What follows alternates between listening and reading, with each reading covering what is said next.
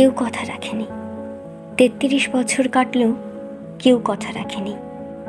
ছেলেবেলায় এক বৈষ্ণবী তার আগমনীর গান হঠাৎ থামিয়ে বলেছিল, শুক্লা দ্বাদশীর দিন অন্তরাটুকু শুনিয়ে যাবে। তারপর কত চন্দ্রভোগ অমাবস্যায় এসে চলে গেল, কিন্তু সেই বৈষ্ণবী আর এলো না। ২৫ বছর প্রতীক্ষায় আছি। মামাবাড়ির মাঝি নাদের আলী বলেছিল, বড় হও দাদা ঠাকুর, তোমাকে আমি ৩ প্রহরের বিল দেখাতে নিয়ে যাব। সেখানে পদ্ম ফুলের মাথায় সাপ আর ভোমর খেলা করে। নাদের আলী, আমি আর কত বড় হব? আমার মাথা এ ঘরের ছাদ ফুঁড়ে আকাশ স্পর্শ করলে তারপর তুমি আমায় ৩ প্রহরের বিল দেখাতে নিয়ে যাবে? একটাও রয়্যাল গুলি কিনতে পারিনি কখনো। লাঠি লজেন্স দেখিয়ে চুষছে লস্কর বাড়ির ছেলেরা। ভিখারির মতো চৌধুরীদের গেটে দাঁড়িয়ে দেখেছি ভেতরের রাস উৎসব।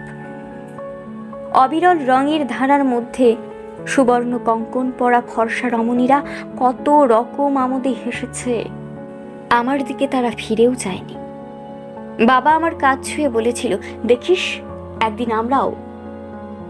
বাবা এখন অন্ধ। আমাদের দেখা হয়নি কিছুই।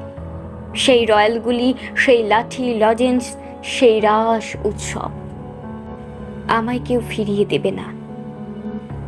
বুকের মধ্যে সুগন্ধি রুমাল রেখে বরুণা বলেছিল, যেদিন আমায় সত্যিকারের ভালোবাসবে সেদিন আমার বুকেও এরম আদরের গন্ধ হবে।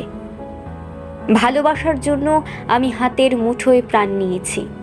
দুরন্ত ষাঁড়ের চোখে বেঁধে দিয়েছি লাল কাপড়। বিশ্ব সংসার তন্ন তন্ন করে খুঁজে এনেছি ১০৮টা নীল পদ্ম।